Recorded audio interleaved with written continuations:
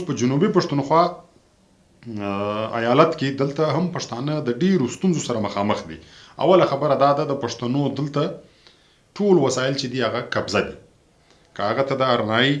د خوست، د شارګي، د دوکۍ، د کولې خبره راواخلې، که هغه ته د کرومایډ خبره راواخلې، که هغه دلته ته زموږ چې کومې زمینداریانې دي د دې خبره ته راواخلې، که هغه دلته په شیراني وطن کې زموږ د چلغوزو ځنګلات دي د دې خبره ته راواخلې، یا که هغه دلته زموږ کومې د ډیورین کرښه چې ده چې دواړو خواو ته افغانان میشت پراته دي پر دې چې کوم تجارت دی دا خبره راواخلې، دا ټول دلته ریاست پاکستان یرغمال کړي دي، قبضه کړي دي. لکه څنګه مطلب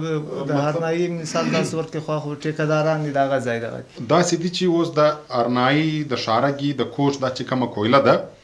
دا له پنجابه څخه دوی خلک راوستلي دي، هغو ته یې لاټ کړي دي.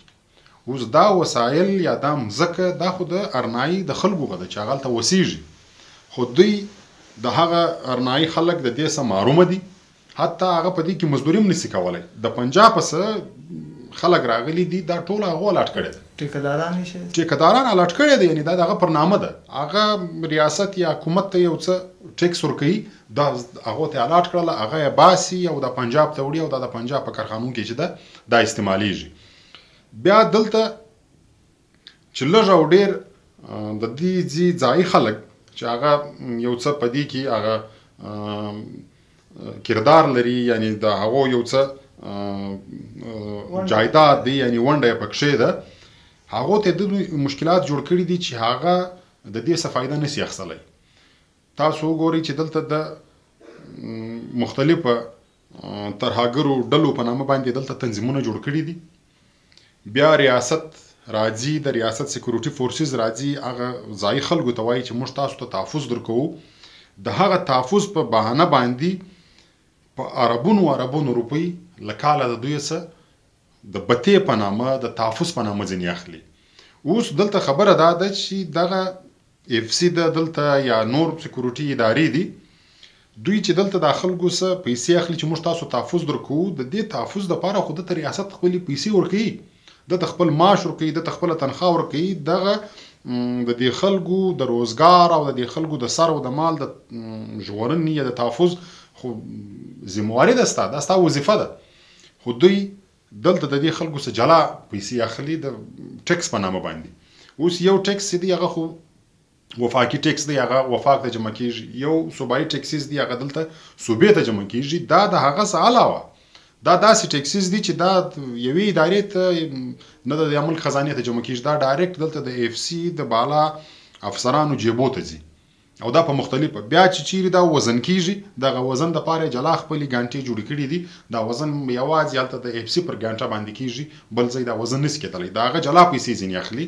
او داسې بیا په مختلفو نامو. یعنې موږ که دا ووایو چې دلته اف سی یو فورس دی، دا د وفاق څخه خپله جلا معاش تنخواه اخلي،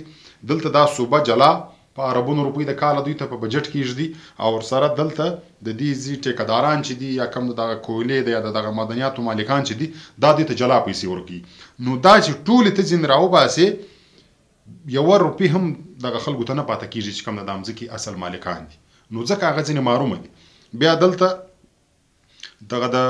ډیورین پر کرښه باندې چې د تګ او راتګ کومې لارې دي چې پر هغه باندې تجارت کېږي، هغه تاسو ته دا معلومه ده چې په مختلفو نامو باندې پخوا هم دغه دروازه تړل کېدله، پښتانه به بېروزګاره کېدل. اوس خو دا د تقریبا 2 کاله پوره کېدونکي دي چې دا دروازه پر مخ باندې تړل سوې ده. دلته په لکونو پښتانه چې هغه به روزګار کوي دا ټول بېروزګاره دي. همداسې زموږ کومې زمینداري چې دي دلته په پښتونخوا وطن کې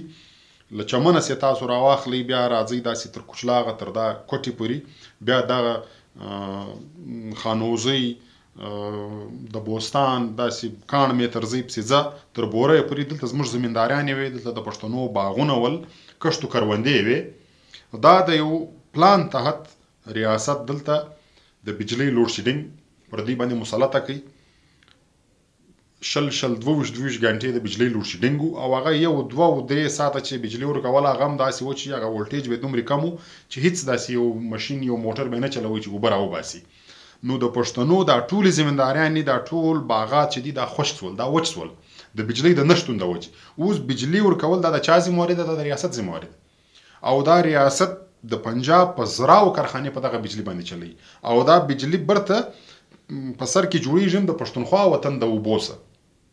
چې دا د پښتانه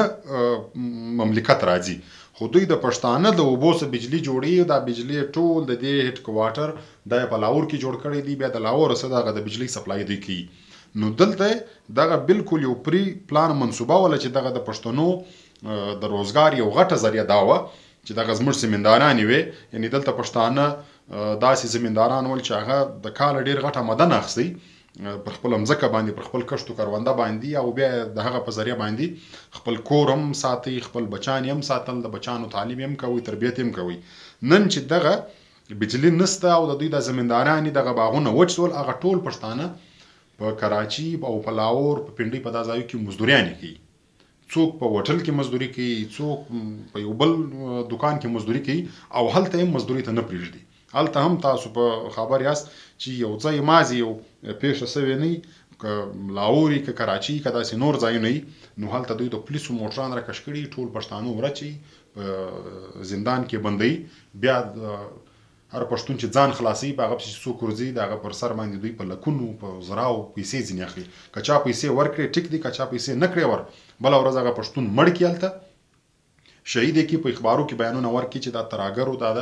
پولیس په تراګرۍ کې چې دوی دا ووژل سو لکه دغه د کراچي د راو انور کیسه تاسو در واخلي چې د نقیب الله شهید له کیسه څخه دغه کیسه را شروع سوله په آخر کې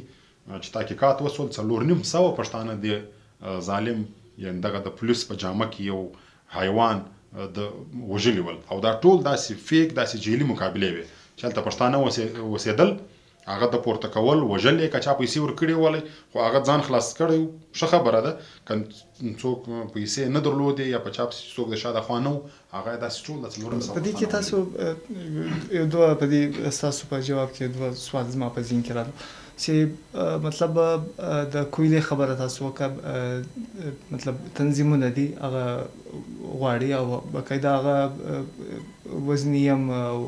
فایټینګ هم پر کړی دي ګاډیان هم سوځلي او باقاعده دغه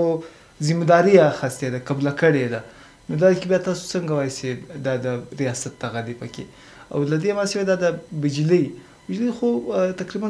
ټول پاکستان کې علاقې به فرق به پکې چیرې به زیاتې چیرې به کمې او د بجلی مسله تاسو نه ګڼئ په ټول پاکستان کې یا په ټول بلوچستان کې ستا او دغه مطلب خلکو سره مخ ته له دې ستونزې سره نو خاص د زمینداري یا د خاص د پښتنو پورې مو ولې محدوده کوو داسې ده چې ستا اوله خبره چې دلته تنظیمونه دي هغه قبلې چې دغه پیښه موږ کړې ده اوس خبره دا ده د دغه پیښو مخنیوي دا کار د چا دی دا ذمہواري د چا ده خو دا د ریاست ذمہواري ده دلته چې کوم خلک اوسېږي دا خو ټیکسیز ټول د ریاست ته ورکوي دلته قانون د ریاست پر موږ باندې مسلط دی دلته هر څه د دې ریاست په خوښه باندې کیږي نو دلته چې دغه کوم پښتانه اوسېږي دا خو ټیکسونه د یو بل هېواد د ریاست ته خو موږ نه ورکوو د دې ریاست ته ورکوو دا ټیکسونه نو دغه ترهګري یا دغه تنظیمونه چې دلته کم جوړ شوي دي د دې مخنیوي کول دلته د دې ځایي ولسونو ته تحفظ ورکول د دوی د سرو د مال تحفظ د دې ریاست ذمہواري ده اوس خبره دا ده چې دا ریاست یو ځای خبره کوي چې د دې ریاست سکیورټي ادارې جاسوسي ادارې دونی چالاک دي چې دا په خړو اوبو کې ستن پیدا کوي نو چې ته په خړو اوبو کې ستن پیدا کولای شي چې بیا دلته په سپینه ورځ باندې د پښتنو د کویلې لوډ ګاډیانې سوځل کیږي ته چیرې چې دلته پښتانه وژل کیږي ته چیرې د پښتانه وطن کې چې دغه ترهګري کیږي ته چیرې دغه پښتانو ته تحفظ ولې نشي ورکولای دلته په سپینه ورځ باندې پښتانه اغوا کیږي دلته وژل کیږي دلته سوو واقعیات کیږي نو دلته دوه خبرې دي یا خو چې دا ریاست کمی دعوی کوي چې دلته دا ریاست دونی چالاکه سکیورټي ادارې لري جاسوسي ادارې لري چې هغه په خړو اوبو کې ستن پیدا کوي دا خبره مکمله دروغ ده په دې خبره باندې ولس غولولی دي او د ولس څخه په دغه خبرو باندې ټیکسونه اخلي پیسې اخلي او لوټمار شو کړی دی او ځان ته په یورپ او په امریکا کې جایدادونه جوړي دا د دوی د معاش یعنی د ولس د لوټلو یو ذریعہ ده یا کچيري په دا خبره کې حقیقت دی واقعي دونی تیز وي نو بیا د دې مخنیوي ولې کېږي د تیرو شپږ اویا کالو بیا خو نو ته په خپل دا کوي دا ته په خپل په دې کې ملوث یې نو په دا دوه کې خو به د ریاست یو منی بل خبره دا چې دغه تنظیمونه دا په پنجاب کې هم سته. په پنجاب کې د پنجاب خپل د دوی چې کوم وفاقي وزیر داخله یا وزیر خارجه سابقه تیر سوي دي یا صوبایي تیر سوي دي د هغو خپل سټیټمنټونه پراته دي، انټرویوانې پراته دي. هغه دا ویلي دي چې په پنجاب کې 4 اتیا ترهګر تنظیمونه سته، وسلوال تنظیمونه سته. خو دا 4 اتیا وسلوال تنظیمونه چې په پنجاب کې وجود لري د دې مرکزیت په پنجاب کې دی، نو په پنجاب کې خو تر نن پورې یوه داسې واقعه نه ده سوې. په پنجاب کې خو په زراو کارخانې چلیږي او په هغه کارخانو کې په لکونو د پنجاب خلک روزګار کوي، مزدوریانې کوي. هلته خو دا واقع نه ده سوې. بیا څنګه چې دلته پښتونخوا وطن ته راسي او بیا دلته نه یو سړی دکانداري کولی سي، نه یو سړی یو تجارت کولی سي، نه یو سړی یو روزګار کولی سي، نه یو سړی یو موټرواني کولی سي، بیا دلته دا واقعات را شروع سي. نو دا موږ دا خبره کوو او د دې له موږ سره ثبوتونه سته. موږ بار بار ویلي دي د دې ریاست ذموارانو ته چې تاسو د دې ملک د فوج میجران دي یا جرنیلانې دي یا هر څوک چې دي هغه هم دروغ واړي. زموږ د پښتون ژغورنې غورځنګ خلک هم دروغ واړي او د دې ملک چې کوم کنټرول میډیا چینلان دي چې دا ټول د دې سکیورټي ادارو تر کنټرول لاندې دي، دوی ته اجازه ورکړي موږ ورسره کښېنو، مناظره به سره وکړو. دا چې کومه خبره موږ کوو چې دلته دا ترهګري ټوله ریاست پاکستان په خپله جوړه کړې ده، دا د پاکستان د معیشت یو ذریعه ده، دا د دوی د روزګار یو ذریعه ده او دوی د 50 کالو څخه دغه یو کاروبار روان کړی دی. دا ټول دوی پکې ملوث دي. موږ دا په ثبوت رسولی شو. نو دا خو دوی ته تاوانونه رسي یا د دوی کسان وژل کېږي. ګوره دا په دې کې کسان داسې وژل کېږي چې په هغه کې د دوی ذمهواره کسان یا د پنجاب سره تعلق لرونکي خلک هېڅوک نه دي پکې وژل شوي. په هغه کې که وژل کېږي یعنې هغه د قربانۍ بکره چې ورته وایي، هغه چې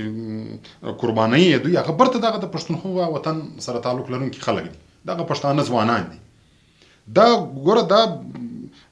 خبره چې شاته پسې ولاړه سي، مطلب په دې کې ډېر خلک سته چې هغو په خپله دا ویلي دي چې هو د دوی د فوج جرنیلانو دا ویلي دي چې دغه القاعده یعنې دغه دلته په نورو مختلفو نامو چې کم دلته وسلوال تنظیمونه دي دوی هغه ټرین کړي دي. هغه په خپله دا وایي دا موږ ټرین کړل، دا زموږ هیروز ول، بیا موږ په دوی باندې دغه کار کوي.